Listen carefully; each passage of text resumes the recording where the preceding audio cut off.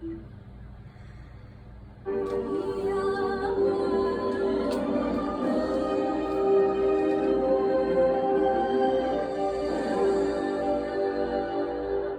one of the most beloved, yet controversial of all biblical characters.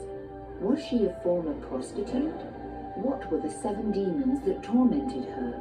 Was she just a devoted follower of Jesus? Or, as some have recently claimed, his wife? What is the truth about this most mysterious follower of Jesus? Mary Magdalene.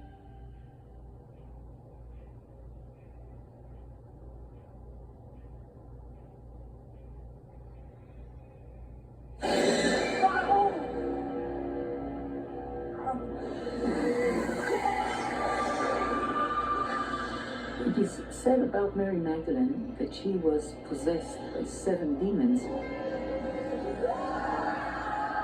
She probably had something very severe, because the number 7 is a number of totality. So 7 demons means that she suffered from something greatly.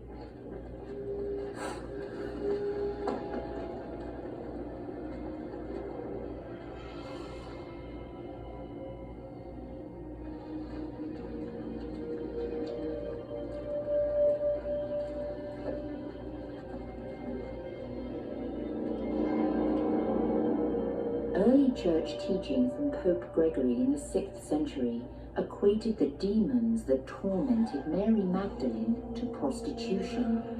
The Bible doesn't spare language or words when it comes to prostitution. So why should we believe that? She's not a It's prostitute. very interesting that in the Orthodox world, in Eastern Christianity, Mary Magdalene is never depicted as a former prostitute or as a sinner. With regard to physical illness, to emotional illness, to psychological illness, and to spiritual illness, there was no understanding of germs and bacteria. They understood that all illness was caused by demonic spirits. So when I look at a phrase that Mary was delivered of 7 demons, I try to put that into 21st century language. Whether it involved mental, emotional, spiritual, or physical breakdown, she was a person who had reached her absolute end. And when she encountered Jesus of Nazareth, he healed that whole person. Anihula.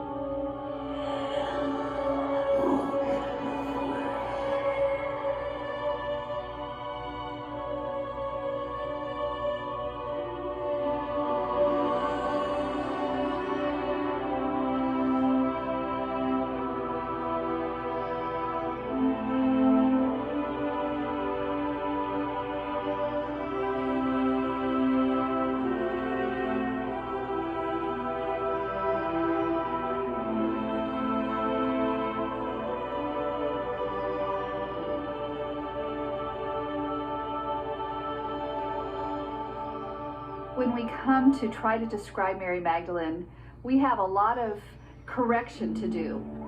The Western Church has misinterpreted Mary Magdalene for centuries and usually depicts her as a young woman, sort of a groupie of Jesus, of loose moral background, and this is really a disservice to the person that Luke describes. So we shouldn't assume that she was destitute or that she was or an immoral woman, but she would have been a single woman, therefore there'd have been no man in her life, and so she would have been a marginalized woman. I think that might be the way to put it. Mary Magdalene is probably the most interesting woman in the Gospels because she's mentioned without a family around. We don't know if she had a husband. We don't know if she had children. This was really a patriarchal society where women had no free choice. Everything was decided by their husbands, their fathers, their sons, their brothers. Mary Magdalene seems to be working independently. It says that together with 2 other women, she had financed, she gave Jesus the opportunity to be a wandering master without caring for his own food and whatever is needed for a wandering person. Mary is not identified by the name of her father or the name of a husband, or the name of a son. She is instead identified by the place that she comes from, Mary of Magdala. And so we might imagine that she is a mature woman who has independent wealth and independent time, and who follows Jesus out of her own volition. We need to hear what Luke really tells us. A professional, mature woman who supports Jesus out of her financial resources and who serves, the word is diakoneko, who is like a deacon for that early Jesus movement. For Jesus to reach out to her and welcome her and allow her to be part of his following, to sit at his feet and hear his teaching, would have been extending to her a huge honor. It's revolutionary for Jesus to include Mary Magdalene and women in general in his close inner circle, even though the 12 disciples were all men, as would be the general custom of this time. He is willing to treat her as though she is one of his male disciples. And this hints at an egalitarian concept in the early Jesus movement. And we see that later in the book of Acts and some of Paul's letters, where women are leaders in the church. This is why Paul later can say, in Christ there's neither male nor female. And so that is revolutionary. And it sets in motion ideas and values that in time would lead to laws and customs that would protect women, protect children, and ultimately move toward the egalitarianism that we see in society today. And it's really rooted in Jesus, who showed an openness that cut across ethnic boundaries and gender boundaries as well. Jesus was a real mold breaker in that sense. He hangs out with outcasts, and he even allows women to be among his followers and learn his teaching. To have female disciples in the time of Jesus would be, well, anomalous to say the least. It is the privilege of Luke, who time and again tries to make a balance between men and women. Every male story has a female story. Like the Annunciation to Mary, there's an Annunciation to Zachariah. There is the healing of the men in the synagogue, there's the healing of the mother of Peter. So it's constantly balanced.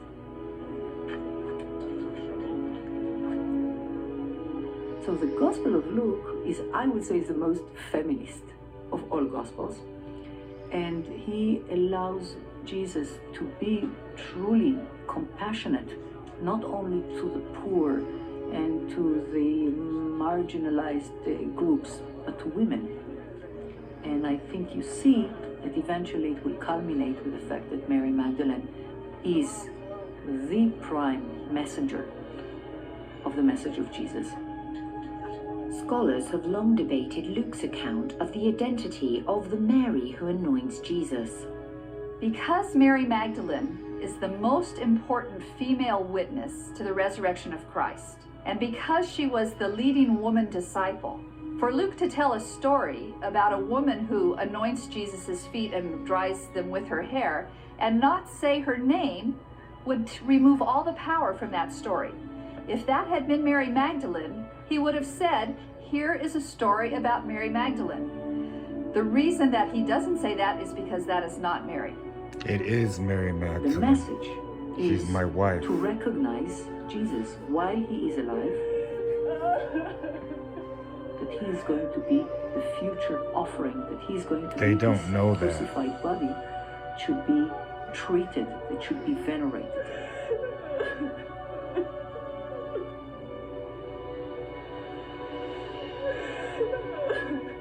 So this story is significant because it is a recognition that around this table, no one really understands who Jesus is. It leaves Jesus very much alone. And in this very male society, people don't really understand what's going on. You need to have an outsider. You need to have a woman, a sinner, as some of the Gospels tell that she was, to come and to realize what is happening. This is a very unique text in antiquity to say that all this entourage sharing this festive occasion are really blind. She's the only person who is not blind. So her task is less in words. You will recall very few words that she said, but you will recall her actions. Some have suggested Jesus and Mary Magdalene had more than just a teacher-disciple relationship, that they eventually married. There's absolutely no evidence that Mary Magdalene became Jesus' wife, and I believe, frankly, that we have evidence to the contrary. There's a very important comment by the Apostle Paul in 1 Corinthians, where he talks about the fact that he is unmarried, and also Barnabas. And he just throws out a rhetorical statement. He says, "Do not Barnabas and I have the right to be accompanied by wives, like the brothers of the Lord, and like Peter and the other apostles?" And the reason this is an important statement for us concerning whether or not Jesus was married is because Jesus is left out of that list. He cannot say, "Don't I have the right to take a wife with me like the Lord did?" Because the Lord didn't have a wife. He can only say like the brothers of the Lord, or Peter, or the other apostles. There is no historical Because he evidence never that's walked reliable, with me. credible, or ancient that Jesus was married to Mary Magdalene or to any other woman. And if he had been, it wouldn't have been a secret. A wife would have been celebrated and much talked about, but he had no wife.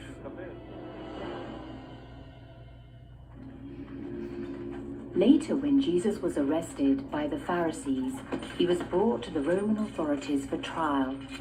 After Pontius Pilate condemned Jesus to death, he was taken away to be beaten and crucified.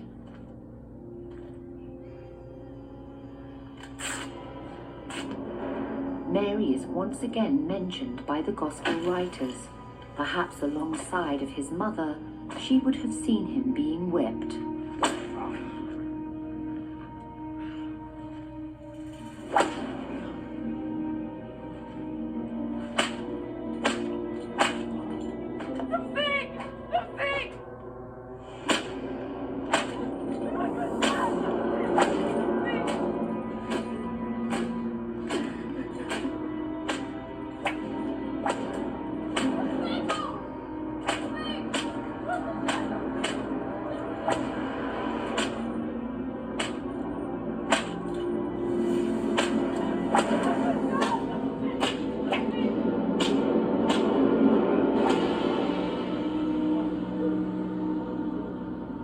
Jesus meant so much to her, turned her life around, showed her such respect. There she sat at his feet with his disciples. She learned from him. And look what's happened to him, to be humiliated this way.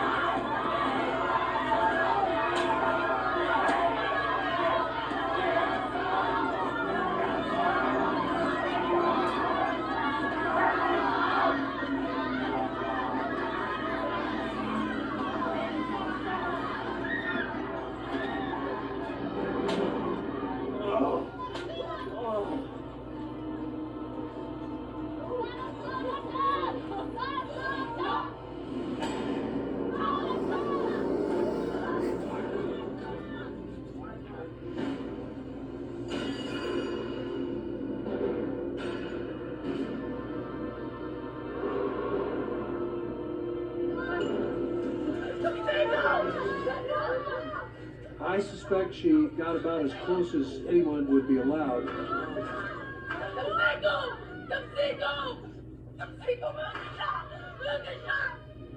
Maybe hoping for a miracle, maybe hoping for some angelic intervention or something.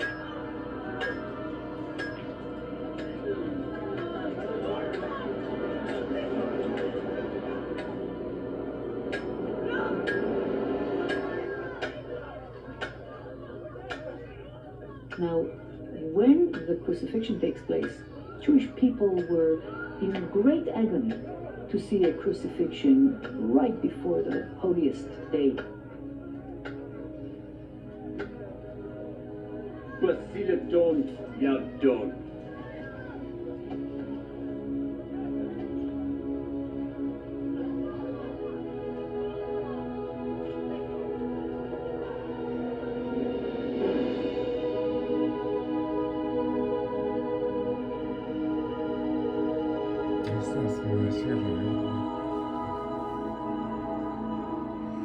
People went home. The messianic idea in front of them is shattered.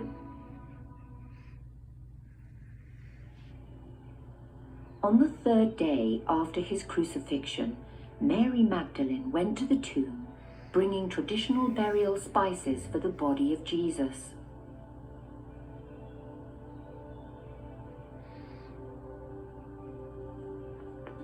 When Mary goes to the tomb on Easter morning, and it's empty, her first thought is not of resurrection. In fact, she's overwhelmed with grief. An angel in the tomb tells Mary not to be afraid. She reports to the disciples that the body has been stolen, and she returns to the tomb in a panic.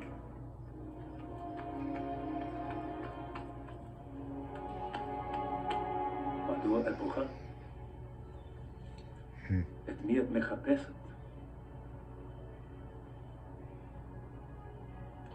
אם אתה זה שלקח את אדוני, ענה, אמור לי, היכן שמת אותו, כדי שיוכל לקחתו. מרים. רבי. אל תקידי, לא עליתי. כי עדיין לא עליתי אל אבי. לכי על האחים וספרי לכם שאני עולה אל אבי ואביכם, אל אלוהי ואל אלוהיכם.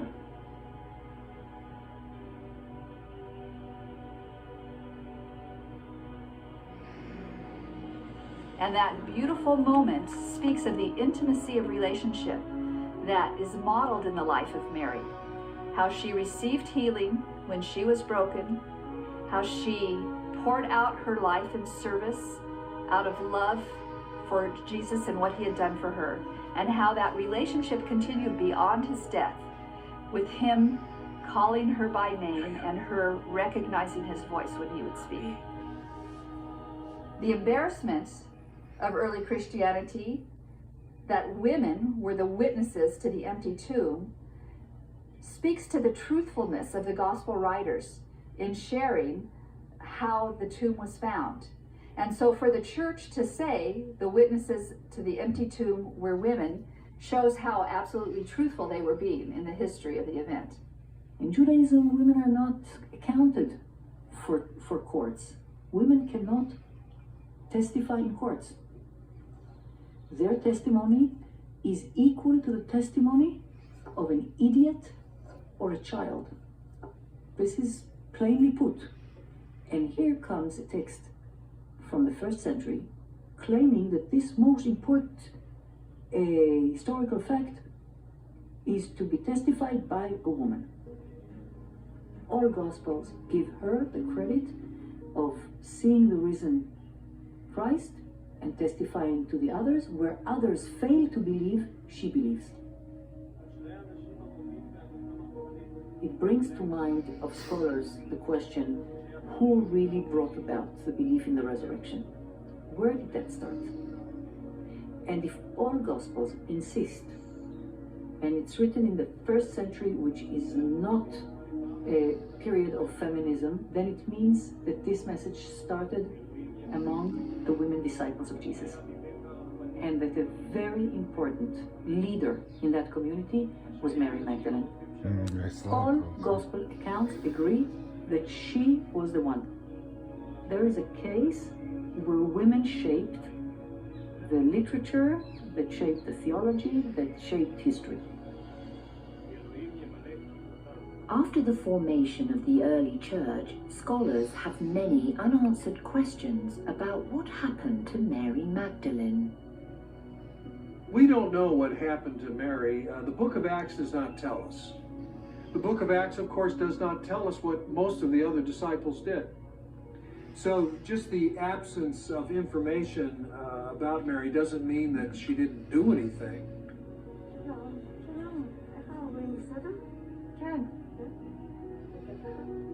I fully assume that she was with that community, the community of Acts, and that she experienced the outpouring of the Holy Spirit with them. Probably she continued in a leadership role, perhaps as an evangelist or perhaps simply as the leader of a house church. But whether she went to Egypt or France or anywhere else, to India, we don't have any idea.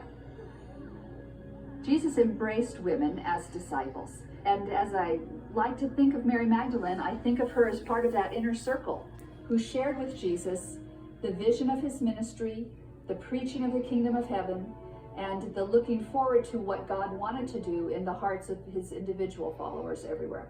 And so she went from about as low as you can go in Jewish society, and she becomes the first witness of the resurrection. She goes from a debased position to a rather exalted position, which I find quite astonishing. And so she is an interesting figure in her own right. I really find Mary Magdalene to be an inspiring model of a person who brings all of her resources to the service of the one who healed and restored her. I think one of the lessons we can learn from the life of Mary of Magdala is that even with someone with a very troubled past, a broken vessel, as it were, in the hands of Jesus, as a disciple of Jesus, she can accomplish things. She can become something. God can use her, and she becomes, in effect, part of the greatest story ever told. And it's because of her love, and it's because of her faith.